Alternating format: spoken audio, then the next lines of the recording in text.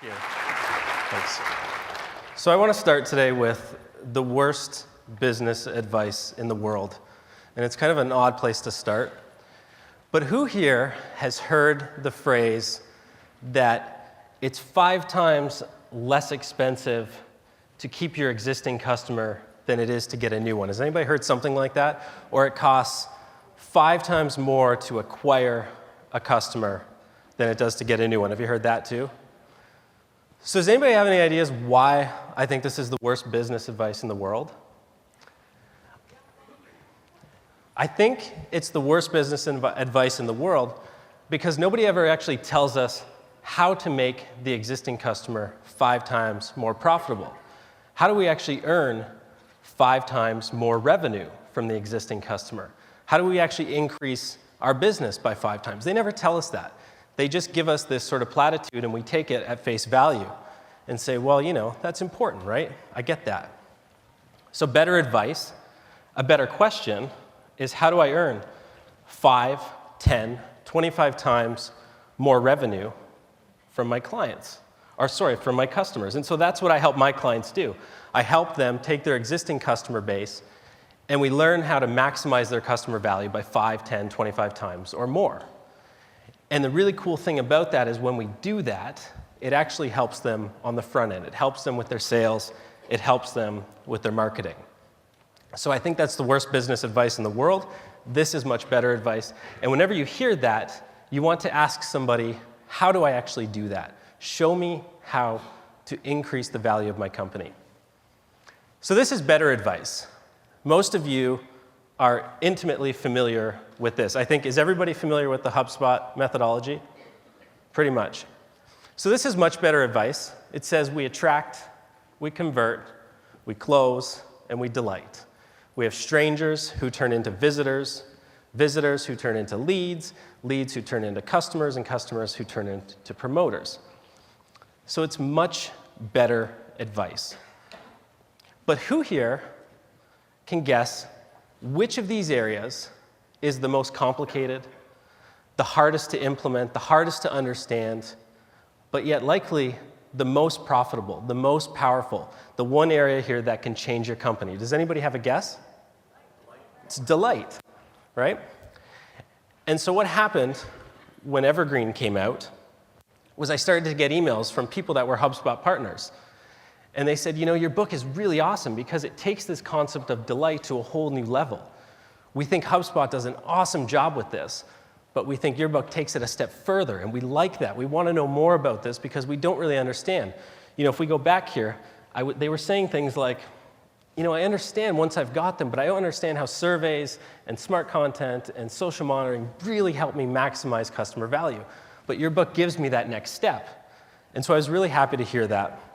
And I started to think about that. You know, why is it that we don't really understand delight? What is the challenge about delight that most of us don't get? If you think about the work we do as sales and marketing experts, the single hardest and most challenging thing any of us do is acquire a customer. It's the most expensive thing we do. It's the most frustrating thing we do.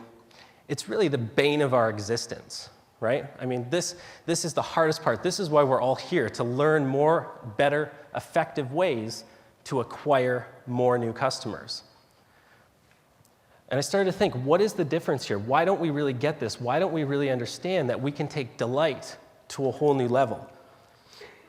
And I think the reason is there's a lot of myths and a lot of folklore surrounding the concepts of customer loyalty. Who's read a lot about customer loyalty? Who thinks they have a great understanding of customer loyalty? Anybody? Yeah, not many hands going up, right? It's really just this sort of nebulous term that there's a lot of confusion around. And there's a lot of these myths that many of us just sort of fall into this trap of believing. So the first one, and I want to just sort of dispel some of these myths here for you today. The first one is this idea that customer loyalty is dead, right? This is something that businesses large and small are shouting from the rooftops. There's no such thing as customer loyalty anymore. The internet has provided people with the ability to price shop, to jump to new competitors, there's no such thing anymore. It doesn't exist. But it's not true, right? We know it's not true. We have examples of big companies where we know there's great customer loyalty. But I can show you examples of it in really unique, interesting areas like restaurants, guitar manufacturers, B2B companies that sell complex steel engineering things, to build bridges. I can show you these examples of companies that are really harnessing this to build this truly deep concept of loyalty. The next one is loyalty is an accident. And there's this idea that some companies just get lucky. They found the right customers. They just sort of attracted the right people, and now they're getting that essence of loyalty. They're getting that great word of mouth. The third myth, and probably one of the more damaging one, is that loyalty is owed. The very concept of customer loyalty. I've been in offices where senior executives have said, we just got unlucky. We attracted the wrong customers. We got the wrong bunch of people. They're just unloyal to us, even though we're providing high-quality products and high-quality services. And so there's this idea that the customer should be loyal because you provide great products and great services. And it's a myth because loyalty takes work. The next myth is that we can buy loyalty. Does anybody know when this started, this idea that you could buy it? Started in the 80s with the airline industry, right? Who came out with the reward miles programs, who said, we're going to now reward our customers for their patronage, for the frequency of transaction. We'll give them miles. And when you get so many miles, we're going to give you a perk. And so that worked. It worked fairly well. In Canada, we have a program called, where are my other fellow Canadians in here, by the way? Couple hands? All right, cool. So we have a program in Canada called the Air Miles program. It's a $1 billion company. It's massively successful.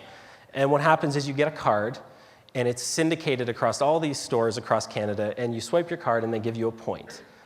Makes sense, right? This is how we know loyalty. And when you get a certain number of points, then you go on a website, and you can redeem it for a toaster or a set of luggage or some really useless product. And so then the company says, well, everybody's creating great customer loyalty, right? Because the cards are being used, we're doing billions of dollars of transactions, but the reality is the customers don't really care, right? The customers just want that little perk at the end. They don't really care. So that's one of the myths. The next myth is that loyalty lasts without work. And so if you're lucky enough to have some loyal customers, you know what? You just keep doing what you're doing and things will go just fine. But loyalty is a function of day in and day out marketing. So something I often tell others that I work with is that if you have a sales and marketing team and they're never talking about what happens after the sale, what happens after you close the deal, then they're only doing 50% of their jobs, likely even less, right? If they're only focused on the next big promotion, the next big thing, then they're only doing half their jobs. And finally, the most damaging and the most troublesome myth of all is that new customers can save your business. New customers are the key to your salvation, right? The more we can drive in, the better we're going to do. This is the biggest myth of all. Now, I'd be a lunatic to stand up here and say, you don't need new customers to grow. Of course you do.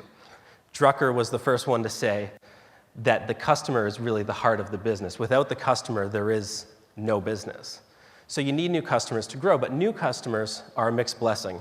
And I'm going to tell you a couple stories just to illustrate some of these points this afternoon, I guess.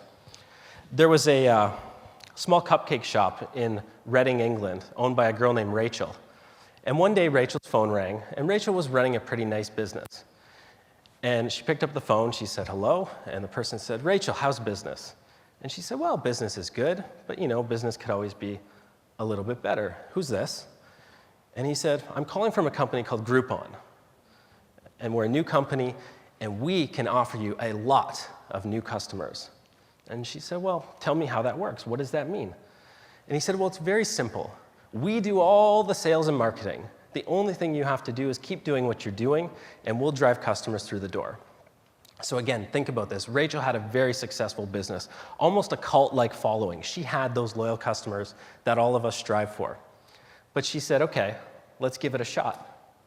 So the Groupon ran, and it worked, but it worked a little too well. She sold 8,500 Groupons overnight. 8,500 times a dozen cupcakes. Anybody can do that math? It's a lot of cupcakes. So that morning, Rachel gets on her bike, and rides down her little town to the cupcake shop. And I don't know if this is true about the town. I just make that part up. But she gets to her shop, and she sees a lineup, hundreds of people long. Everybody's holding these little pieces of paper for their Groupons, and they're all waiting in this line for these cupcakes. And in between the lines, she sees some familiar faces, the people that she's been working with for a long time, her best customers. She sees them sort of stuck in these lines. So she gets in there and she starts making cupcakes. She's beating the batter, she's throwing eggs in, and she realizes she can't keep up. So she's calling in new staff. She's getting high school kids and other kids to come in and help make these cupcakes. And she just can't keep up. And so again, she's just doing the best she can. And finally, people are getting their cupcakes and saying things like, I waited 3 hours in line for this terrible red velvet cupcake. And then her existing customers, the ones that had placed orders for weddings and their children's birthdays and all these things, couldn't get their orders. So now think about this. If you, in your company, could have 8,500 customers overnight, what would that do for your company? Some companies might be able to handle that growth, but for most companies, it's really a mixed blessing. You know, Rachel had everything she needed. I had a similar example with my bank in Canada, where they told me something would take 48 hours, and it took 4 months. And so I did what any sane individual does in this day and age. I picked up my phone, and I started tweeting like hell, just blasting them. And sure enough, in some room somewhere, there was a team of people monitoring TweetDeck or Hootsuite for mentions of the brand, and just like that, they were on me. They were answering my calls, they were asking what was going on, but it still took 4 months. And so I finally got to the bank manager of my local branch, and I said, what happened? How could this happen? Something you said that would take 48 hours took 4 months. And he said, we are so swamped with new customers, the bank is growing like crazy, that we can't keep up with the demand of our existing customers. I kid you not, this is 5 months before I have a book coming out on this topic. This is what the guy is saying to me. You just can't make this stuff up. But so that's what he says to me. And so again, I leave and I'm thinking, you know, this is just a crazy world we live in. The next story takes me on my first keynote session to Washington, D.C., the first time I've ever paid to speak. I got paid to speak, and I didn't know as the keynote speaker, it's not cool to go 3 days before you speak and show up at all the events, right? But that's what I did. I went 3 days before my keynote session. I was sitting in on sessions like this, and I was talking to everybody, and you know what I'm saying, I'm the keynote speaker, and I didn't realize that's really not the cool thing to do if you're the headline keynote speaker. But the most fascinating thing about all of this was that every session was focused on all this little marketing minutia, like what time should we send an email? Should we send an email at 10:34 or 10:36? Should we use size 12 headlines or size 14? Should we use Arial or Times New Roman? Right? All this clever, interesting stuff that all of us love to do. Seth talked about this a little bit last night, right? What time should we send a tweet? How long should your videos be on Vine and Pinterest and Snapchat? Right? And I sat there and I thought to myself, this is absolutely ludicrous. Just bizarre, because not one of these companies, not one person is asking the most important question as marketers, and that is, do we have anything interesting to say in the first place, right? That's the key to marketing, is if you have nothing useful to say, you're supposed to shut up and not say anything. But instead, we're focused on all these other little things. So I got up there on my third day, and it was noon, and it was a lunchtime session. There was all these guys, you know, getting into their lunch. And I got up there and I said, you're all addicted to sex. And if you think about this, there's a classic term in the marketing world where we say marketing is sexy, right? But retention is boring. And so I need to go to these conferences now and be the boring Canadian guy that talks about this area of retention. When you think about all the sexy stuff, who stood on top of those stairs last night looking down and saw that setup in Club Inbound, right? That is the epitome of sexy.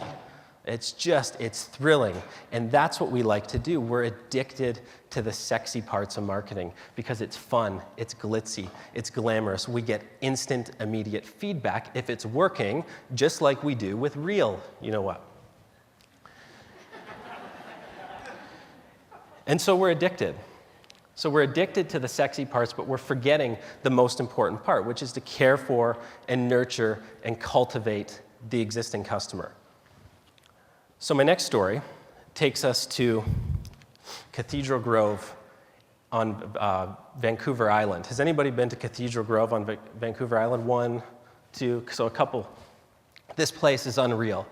So you go there and there's trees that are 150 feet high and they're 30 feet wide and just the biggest trees you've ever seen. And everybody stands around and you try and put your arms around the trees and you take the photo that everybody else takes, just like at the Leaning Tower, right? Everybody takes the same photos. And so I'm there on my wife on our honeymoon. So now you all have to picture this scene here. Young guy, good-looking wife, alone in the woods on my honeymoon. So most of you know what's going through my mind at this point, right? I'm a guy and this is what I'm thinking about. But it's not what I was thinking about. There was this big metaphor staring me in the face, the big metaphor of the evergreen tree. And if you think about it, great companies are like evergreens. They're lush, they're lively, they're green all year long. They thrive in any environmental condition, just like a business thrives in any economic condition. But then we have the rest of the companies. The rest of the companies are like deciduous trees, where every year they're dropping their customers like dead leaves. And so there's these cold seasons, there's these times where we struggle, there's these times where we're trying to figure out where's that next customer going to come from? How are we going to get some new growth? What are we going to do here? And these are the things that most of us struggle with. But now we know that there's companies that fit the other part of this story. We know that there are the evergreen companies, the ones that just seem to effortlessly be able to do this, to be able to attract customers, to be able to convert them, to be able to close them, to be able to delight them. We know this, so what are we missing here? So this sort of became my life for the next 5, 6, 7, 8, 9, 10 years. I started to really focus on this, to look at my existing clients, to look at my own business, and to look at some of the best companies in the world, and ask myself, is there anything here that all of these companies are doing differently? Is there anything that they're all doing that's unique to them? And so I looked at the examples like Seth talked about last night. I looked at the classics, Apple, Amazon, Zappos, Harley-Davidson, Disney, all these companies. And I started to notice there was these things. So I wanted to know, is there anything different that my own clients are doing or that I'm doing in my company or that others are doing where we have these same commonalities, really loyal customers, really evangelistic people that want to spend money with them again and again and again. And what we found was that there's the 3 C's of Evergreen. I apologize for the overlap there. 3 simple things. And they're not groundbreaking. There's nothing really magical or mystical about these 3 things. But these companies, they get them and they understand them and they do them really well. So I want to talk about all of those briefly for you. So the first C is content. Now, most of us in the marketing world, we use that term for whatever it is we put out to our customers, the content we create. I use content as a shorthand for the thing that you give in exchange for money, your core product, your core service. That's your content. And what happens in the customer loyalty world, what happens in the idea of maximizing customer value, is that we believe the thing we give is enough. The thing we give is enough to create a customer for life. And the big wake-up call is that all of these companies and everyone else recognizes that the thing they give is not enough to create a customer for life. It's really an insufficient condition for the long-term growth of a company. So your content, your products, your services need to change. They need to develop. They need to become more emotionally engaging. And that's what's happening here. Right? If you think of a company like Uber, Uber took the same content, the same exact content that was being used 150 years ago when the little horse and buggy picked you up and took you down to the saloon and you shot somebody and then you went home. It's the exact same content. The only thing they've done, they've changed the experience and they've made it a far more emotionally engaging, enriching, unique experience. And so the best companies understand this. So the first C is content. The next one is community. Now this is something you all hear about all the time. We're all hearing about this, the concept of community. And what you'll find is that the greatest companies and the best companies that are able to build these loyal customers are putting the structures in place for communities to form. And for everybody, that's going to be different. If you look at the HubSpot Inbound Conference, right, this is a big communal aspect of HubSpot's core methodology of everything they do for their existing customers. So for everybody, there's going to be different. Now, I mentioned steel manufacturers before in the B2B space. I have clients that are building this sense of community for these types of customers, and they're embracing it. Everybody's way of building a community is going to be different. It might not be a Facebook page. It might not be your blog. It might be a collection of different things. But every one of them is building this sense of community. Sometimes it's not as pronounced as we would think it would be. Like when Apple first had the silhouette commercials with the white earbuds. Who remembers these, right? You walk down the street in New York and suddenly you knew that you were in the same community only because you had these white headphones. And now everybody's got the white headphones. But that was one way that they embraced this concept of community. So we all need to be thinking about, what is our community? How are we building that? How are we structuring that? In what sense? Something that's happened when my book came out, a lot of people have said that it's a little bit of a bit of fresh air for the social media world, because we've been told to be everywhere, and we're taught to be everywhere, right? This concept of the most eyeballs. I've heard this term, I don't know how many times. You want to be capturing the most eyeballs, right? But instead, there's a better way. What if you're only where you need to be? I mean, isn't that what marketing's all about? You fish where the fish are. But instead, we're just running around like chickens with our heads cut off. We're poking, we're pinning, we're tweeting, we're jabbing, we're stabbing, we're doing all that stuff just to try and capture some eyeballs. So you want to think about your community, and you want to think about how you're structuring that, how you're building that. One of the first examples of a community that I wasn't allowed to talk in my book, because they said that the American audience couldn't handle it, was Larry Flynt. Larry Flynt was one of the first people to build a community, and he did that through a simple newsletter for people coming into his restaurant and his club. Now, granted, Larry had far more interesting content than most of us have to work with. But Larry is one of the first examples, and this built this empire. And that was all through this simple structure of a newsletter, right? And the newsletter is really one of the most powerful tools for building a community. You can show your customers what's going on. You can show your customers the success stories of others. You can show them what's coming down the pike, what's the next upcoming big thing. And that's one aspect of it. It doesn't always have to have that two-dimensional aspect to it. So the community is a big one. And the third C is character. Now, character is analogous to your brand personality. Character is like a person, right? And what we started to do was we looked at this, and I looked at it from the lens of solo entrepreneurs, people that were really doing personal branding. What made them unique? What made them tick? And most of the time, it was the person behind the story, right? That was the character. That was what made people interesting. And so people always wanted to know, what's next? And so in companies, you want to start thinking about your character, your why, right? The great Simon Sinek says, start with why. So we need to take why, and we need to build that into everything we do. Our marketing, our sales, our community efforts, everything that we're doing with our customers, we want to make sure that that character is embodied in what we do. Now, here's an interesting question to ask yourself. If you ceased to exist, if you ceased all marketing tomorrow, everything you do in terms of content, your blogs, your podcasts, your newsletters, your emails, if you stop doing it tomorrow, would anybody care? It's a good question. Because if they don't, then you don't have the type of loyalty that you need to have. You want your customers to be calling you if something is missing, if something hasn't happened, that you want them to expect the next part of your story, the next installment. So I write a newsletter that goes out every Tuesday to my subscriber base. And if that email doesn't go out by 6 a.m. Tuesday, by 9:15, my customers are emailing me. And that's where you want to get with your own customers. Would they miss it? Would they care? Would they be sad if that next part of the story didn't come? So we've got 3 C's. We've got content, community, and character.